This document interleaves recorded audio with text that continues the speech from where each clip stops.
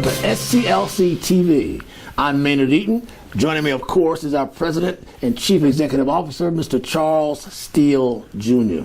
Dr. Steele, the issue of prayer and allegiance to the flag has flared up in this country, as you well know, last weekend as a result of the President Trump's comments about calling ball players SOBs. Many of them demonstrated or didn't come out on the field or had some sort of protest against while doing the national anthem.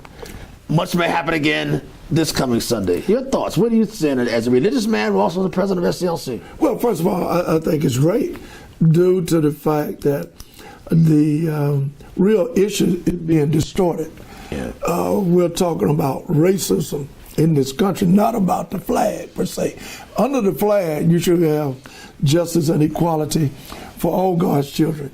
And the country that's leading the world in freedom should understand that conflict reconciliation is what Dr. King brought to the table. You're going to have conflicts, but let's not distort the truth.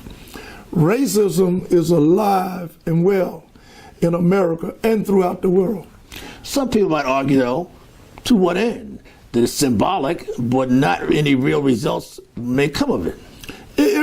Some results will come of it, due to the fact you have a very unique situation where athletes understand, regardless how much money you make, you still in a category of racism. You talk about African American black folks in terms of this system. It's systemic, and having a black president is not going to eradicate it. That's what we need to understand. Maybe what caused it. It probably caused push back to push back to some degree. But the fact being, can't no president free us, black, white, green, or blue. Dr. King always said, we're looking for justice and equality, basically dealing with the systemic racism of this system. This system was not designed for people of color, people of minority aspect, particularly the poor. You have the greatest divide economically, and it's all about money, man. You have another form of slavery economically. I said it once, I'm going to say it again. In comparison, cumulative, you're talking about African American making $7,000 a year overall in econ.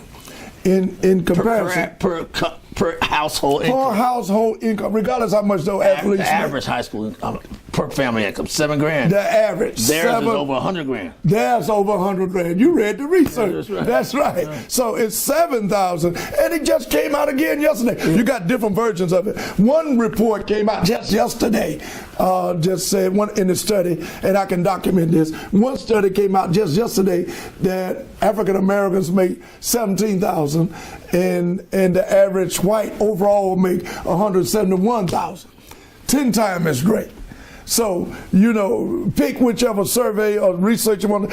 Either one is catastrophic. So you're saying multi-million-dollar athletes, from LeBron James on down to football players, are feeling the pinch and a spear of racism as well? Absolutely. Or are they just acting out because it's the thing to do? No, because regardless of the amount of money that they make, they'll still categorized as a Negro or African American or black, they're making a lot of money. But they still putting them in a category. The stratification of the historicity and the systemic ramification of this system. One Denver Bronco linebacker got handcuffed. Because he was black, not because he was Denver Bronco and made $30 or $40 million over a period of 3 to 5 years.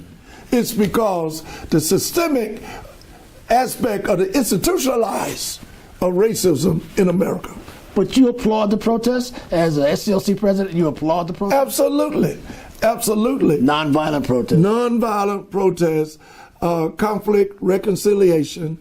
Dr. King was heading up the Poor People Campaign in 1968 when he was killed.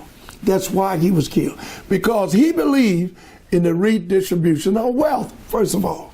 And the reason you have the black male and African American male being attacked is because of economics. They think they can do anything to a poor person or poor person or working poor. There are three different categories of being poor: the working poor, the poor, and the poor.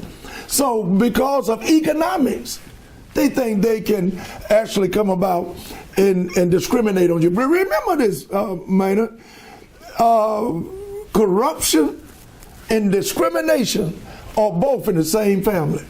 Matter of fact, they're first cousins. Ladies and gentlemen, that's Dr. Charles Steele Jr. You listen to SCLC TV. I'm Maynard Eaton.